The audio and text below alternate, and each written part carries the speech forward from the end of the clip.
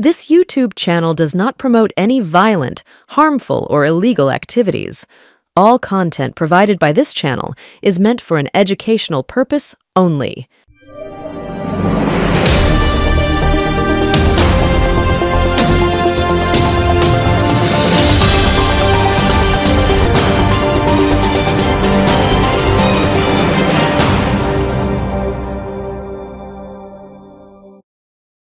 নমস্কার, স্বাগতম, আসসালামু আলাইকুম।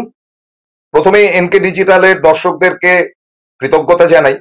আমার এই বাঁ চোখটাতে একটা বড় অপারেশন হওয়ার ফলে আমাকে বাধ্য হয়ে ঠিক এইভাবে বসতে হয়েছে। আলোটাও খুব ভালো করে করতে পারিনি। যে স্টুডিও বানিয়ে দিয়ে গিয়েছিলেন প্রবীর বিশ্বাস এবং অনির্বাণ, আমাদের এডিটার, তো ক্ষমা ঘেন্না করে নেবেন। আশা করি আমি দ্রুত সুস্থ হয়ে নেব, কারণ আমার এই বাঁ চোখের ভিশনটা নেই। এটা একটা বড় অপারেশন, গত বুধবারই হয়েছে, এক সপ্তাহ গেছে।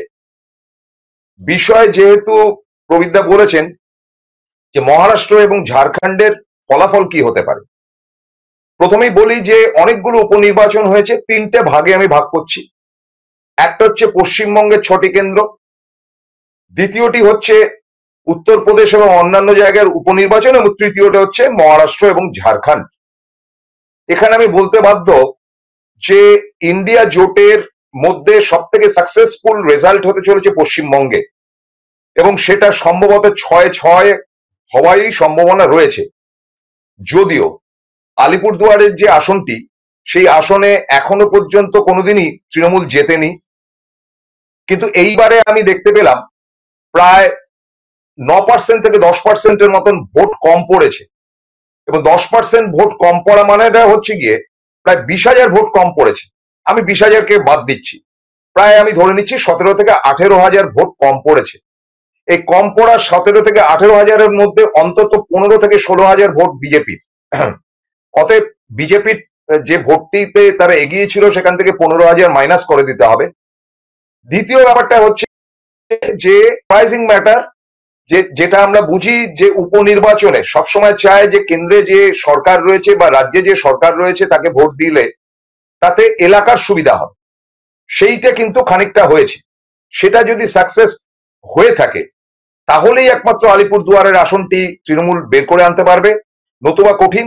কিন্তু যা মনে হচ্ছে যে পার্সেন্টেজ অফ ভোট আমরা দেখতে পেয়েছি যে প্রায় 15,000 ভোট লুজ করেছে প্রাথমিকভাবে, ভোট মানে ভোট দেওয়ার দিনই, মানে ভোট দেয়নি যে বিজেপি, সেটা কিন্তু পরিষ্কার হয়েছে।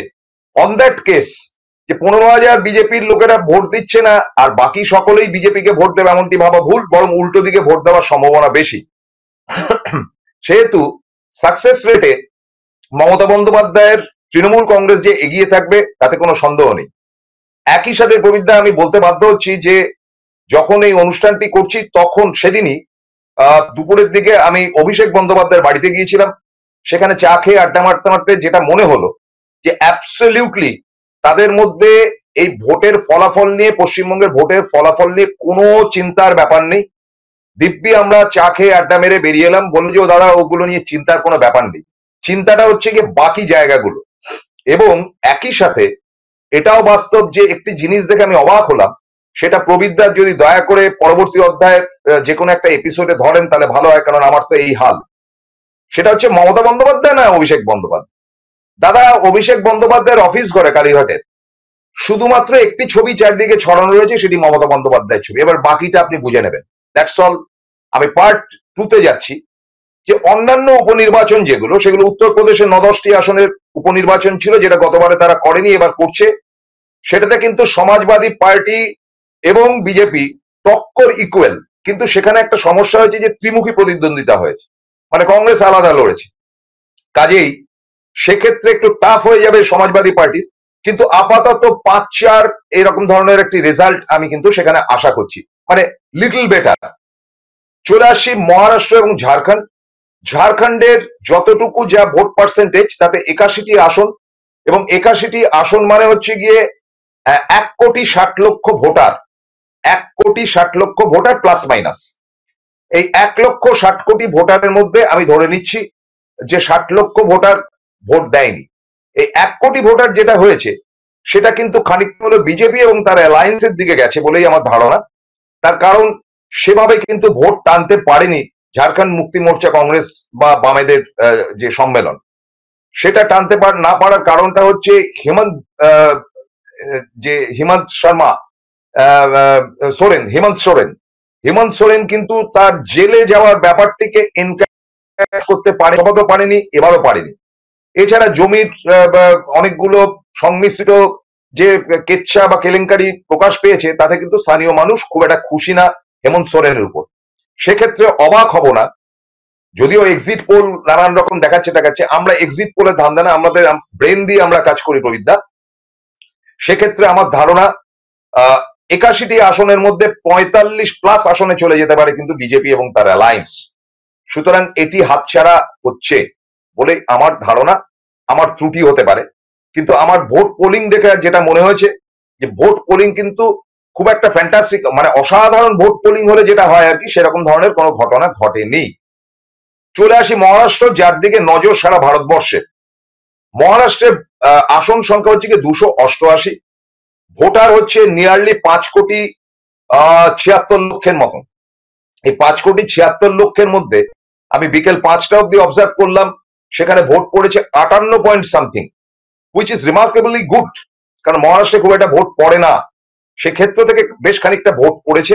এবং ভোটের দিকটা যেটা দেখা গেছে যে যে পরিমাণ পুরুষরা ভোট দিয়েছে, তার থেকে কিন্তু কোনো অংশে কমতি নয় মহিলাদের ভোট দেওয়া, এবং মহিলারা কিন্তু ঢেলে ভোট দিয়েছে।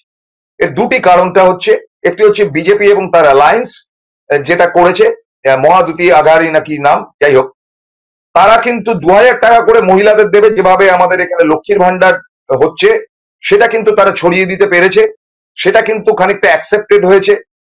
এবং বিদর্ভ বলে যে জায়গাটি রয়েছে, যেটা নাগপুর, আমরাবতী ইত্যাদি জায়গা নিয়ে, বা পশ্চিম যে জায়গাটা রয়েছে, সেই জায়গাগুলোতে যদি টার্নিং না নেয়, তাহলে মহারাষ্ট্রের পুরোনো জায়গাতে কিন্তু আরএসএস তার গেমটিকে খেলতে পারবে।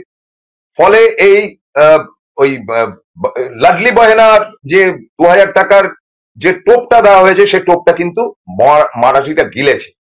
দ্বিতীয় ব্যাপারটি হচ্ছে, মহাদুতি আঘাড়ির আরেকটা অ্যাডভান্টেজ হচ্ছে যে এবারে কিন্তু মোদি মুখ নয়, এবার কিন্তু আরএসএস নিজেরাই ফিল্ডে নেবে। যদিও মোদি প্রচার করেছেন, অমিত শাহ প্রচার করেছেন, এবং বিজেপির তাবৎ নেতারা হিন্দুত্ববাদ পুরো ছড়িয়ে দিয়েছেন, এবং তারা বলেছে যে হিন্দুরাই পারবে। এবং আপনাদের বলি, যদিও যুগের পর যুগ এই গুজরাটে বিজেপি ক্ষমতায় এসছে, কিন্তু জানবেন যে হিন্দুত্ববাদের সবচাইতে স্পর্শকাতর স্টেট হচ্ছে গিয়ে মহারাষ্ট্র। কেন কি বৃত্তান্ত, তার একটা লজিক হচ্ছে যে মোগল সাম্রাজ্য বা ইসলামিক সাম্রাজ্য যখন সারা ভারতবর্ষে ছড়িয়ে গিয়েছিল, তখন প্রতিবাদটা উঠেছিল হিন্দুত্ববাদের শিবাজী মহারাজের দিক থেকে। সে কারণে এই মহারাষ্ট্র কিন্তু একটা শিবাজির একটা অনুপ্রেরণা আছে, যার জন্য শিবসেনা ইত্যাদি দলও তৈরি হয়েছে সেখানে, সেটাকে তারা এনক্যাশ করেছে। এবং সাংঘাতিক রকম ভাবে তারা কিন্তু ধর্মীয় কাণ্ড কারখানা করেছে। সম্প্রতি দেখলাম যে টাকা পয়সা ছড়াচ্ছে, টাকা পয়সা দিয়ে এই 5,76,00,000 ভোটারকে কনভিন্স করানোটা ডিফিকাল্ট। তো যাই হোক, তো এই তিনটে ব্যাপার যদি ইকুয়ালি ভালো হয়, তিনটে ব্যাপারে প্রথমটি হচ্ছে ওই টাকা 2,000 টাকা করে, দ্বিতীয় ব্যাপারটি হচ্ছে আরএসএস এর ব্যাটলফিল্ড, এবং তৃতীয় ব্যাপার যেটা বলছি যে এবার কিন্তু এই মানে শিন্ডেকে মুখ্যমন্ত্রী করা হবে না, সেখানে করা হবে ফড়নবিশকে। Devendra Fadnavis is a very popular leader. আমার বিজেপির দলের মধ্যে খুব একটা উৎসাহ নেই নেতাদের দেখে, কিন্তু আমি জানি যে তার মধ্যে দেবেন্দ্র ফড়নবিশ কিন্তু অত্যন্ত কাজের ছেলে, মানে ভেরি গুড ওয়ার্কার এবং উচ্চশিক্ষিত। তাকে খানিকটা প্রজেক্ট করে কিন্তু এবার প্রচারটা চালানো হয়েছে। এই ত্রিশক্তি যদি মিলিত হতে পারে, তাহলে 155 থেকে 160টি আসন পেতে পারে বিজেপি বা বিজেপির অ্যালাইজ। দ্বিতীয় ব্যাপারটি যেটি, সেটি হচ্ছে Sharad power and Sharad power strategy. এটাও কিন্তু ফেলে দেওয়ার মতন নয়। দেখুন, ভোট পার্সেন্টেজ যেটা পড়েছে, সেটা উৎসাহব্যঞ্জক হতে পারে বিজেপির কাছে, সেটা উৎসাহব্যঞ্জক হতে পারে শরদ পাওয়ারের কাছে। তার কারণটা হচ্ছে যে শরদ পাওয়ার যেখানে যেখানে ফাঁক ছিল, সেটা কংগ্রেসের হোক, শিবসেনা, উদ্ধব ঠাকরের হোক, যাই হোক না কেন, তিনি নিজে দৌড়ঝাঁপ করে, বিশেষ করে কোঙ্কন এরিয়া, তারপরে ধরুন আরো যেই দিকগুলো রয়েছে যেগুলো টুয়ার্ডস গোয়ার দিকে যেতে যে জায়গাগুলো, ওই জায়গাটি হচ্ছে টিপিক্যাল আপনার আখের চাষের জায়গা, সেই জায়গাগুলো কিন্তু শরদ পাওয়ারের কন্ট্রোলে। শরদ পাওয়ার কিন্তু শেষ 5 থেকে 7 দিন প্রচন্ড পরিশ্রম করেছে, দৌড়াদৌড়ি করেছে এবং প্রচার করেছে। এবং এরাও বলছেন যে আমরাও টাকা দেব, কিন্তু টাকা দেওয়ার ব্যাপারটি ওরা আগে প্রচার করেছে বিজেপি, সেটা যদি প্রথম থেকে প্রচার করতে পারতো কংগ্রেস, যেটা আমার সব থেকে খারাপ লাগার জায়গা, যে এই ইন্ডিয়া জোটের সব থেকে শক্তিশালী দল আনডাউটেডলি কংগ্রেস, এবং কংগ্রেস যুগের পর যুগ মহারাষ্ট্রে শাসন করেছে। যদিও হিন্দুত্ববাদীর ব্যাপার হলেও মহারাষ্ট্রে কিন্তু কংগ্রেসের ক্ষমতা চিরকাল ছিল, এবং Sharad power is a part of Congress definitely. কিন্তু রাহুল গান্ধীর একটা অদ্ভুত প্যাশন, সেটা চিরকাল দেখেছি। তিনি যথেষ্ট ভালো রেজাল্ট করেছেন, যথেষ্ট দৌড়াদৌড়ি করেছেন লোকসভায়, কিন্তু লোকসভাতে এতটা আসন পাওয়ার পর তিনি হারিয়ে গেলেন। না লড়াই করলেন তিনি আহ, উত্তর উত্তর ভারতের বিভিন্ন প্রান্তে, বিশেষ করে তার পাঞ্জাব জয়টা হলো না, তারপরে হরিয়ানাতে যেভাবে হারলেন বিধানসভায়, সেটি কিন্তু কাম্য ছিল না। তিনি যে পেনিট্রেশনটা দেওয়ার, সেটা তিনি তার বোনের দিকে দিয়েছেন, অর্থাৎ কেরালের দিকে দিয়েছেন। ততটুকু দৌড়ঝাঁপ কিন্তু এখানে, অথচ 100টার উপর আউট অফ 288, 100-র উপর আসনে কিন্তু কংগ্রেস ক্যান্ডিডেট দাঁড় করিয়েছে। যাই হোক না কেন, যদি আমি আপনাদের বলছি যে কৃষক সমাজ ক্ষেপে রয়েছে বিজেপি গভর্নমেন্টের উপর। দ্বিতীয় ব্যাপারটা যে গুজরাটি এবং মারাঠি, এদের মধ্যে কিন্তু দীর্ঘদিনের ক্ল্যাশ, যেরকম অনেকটা আমাদের বাঙালি বিহারির মধ্যে একটা ছিল, বা অহমিয়া বাঙালির মধ্যে একটা ক্ল্যাশ ছিল, সেটা খুব বাড়াবাড়ি পর্যায়ে এদিকে যেমন ছিল, ওদিকেও কিন্তু খানিকটা হলো।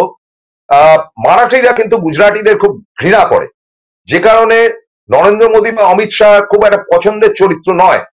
আরএসএস যেটা করেছে, আরএসএস প্রধান থেকে শুরু করে বিভিন্ন লোক যারা গুজরাটি নন, তারা প্রচারে নেমেছিলেন, কিন্তু ওই শেষ পর্যন্ত গুজরাটিরা দাপট করবে আমাদের উপর, এই ভাবনাটা কিন্তু নেগেটিভ ফর মারাঠিস।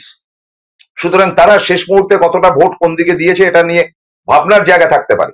সুতরাং সেই স্ট্র্যাটেজি এবং শরদ পাওয়ার স্ট্র্যাটেজি যদি পাক্কা হয়, তাহলে কিন্তু আবার মহাবিকাশ আঘাড়ি 155 থেকে 160টা সিটের দিকে যেতে পারে। মানে এই এই একটা জায়গাতে আমি আপনাদেরকে বলি, 135 থেকে 155-র মধ্যে দুটি দলই কিন্তু ঘুরে বেড়াচ্ছে, বিরাট ডিফারেন্স এখানে হবে না। এবং এমনও হতে পারে হয়তো মানে ত্রিশঙ্কু হতে পারে, সেই ক্ষেত্রে কিন্তু অ্যাডভান্টেজ বিজেপি অবশ্যই হবে, কারণ তারা কেনাবেচার খেলার মধ্যে ওস্তাদ। সামহাও এখানে যদি ইন্ডিয়া জোট জিততে না পারে, তাহলে তাদের কপালে দুঃখ আছে। সেক্ষেত্রে শিবসেনা, উদ্ধব ঠাকরের দলের যে বিশাল জয় হয়েছিল, তাদেরকে কেনাবেচা শুরু হবে কিন্তু আসন্ন লোকসভার ঠিক আগে পরে। সুতরাং যেটা আমরা জানতে পারছি, যে এই লড়াইটা হয়েছিল আরএসএস বনাম শরদ পাওয়ারের। সুতরাং এখানে মোদির কোনো কারিশমা নেই, কিচ্ছু নেই। যেটা দেখার ব্যাপার, যে দুজনেই কিন্তু খুব নেক অ্যান্ড নেক রেজাল্টের দিকে যাচ্ছে, নেক অ্যান্ড নেক রেজাল্টের দিকে যাচ্ছে। যদি শরদ পাওয়ার তার পাওয়ারটাকে দেখাতে পারেন এবং যেটা লোকসভা সেই স্ট্র্যাটেজিটাকে ধরে রাখতে পারেন, তাহলে তারা 155 আসন পেতে তাদের কোনো অসুবিধা হবে না, আউট অফ 288 তার গভর্নমেন্ট করে ফেলবে। আর যদি লাডলা বাহেনা আর হিন্দুত্ববাদ খেয়ে থাকে, তাহলে কিন্তু আমি বলতে বাধ্য হচ্ছি যে সেক্ষেত্রে কিন্তু বিজেপি ফের দখলে যাবে। এবং ডেফিনিট আপনারা লিখে রাখুন, সেখানে প্রজেক্টেড ফেস হবে এই ফড়নবিশ, দেবেন্দ্র ফড়নবিশকে কিন্তু তারা ফেস করবে। শিন্ডেকে ইতিমধ্যেই বলে দেওয়া হয়েছে যে তুমি আর মুখ্যমন্ত্রী হচ্ছ। এইটুকু আমি আমার বুদ্ধি দিয়ে বলতে পারি। বাকি প্রবীর বিশ্বাস, আপনার পালা।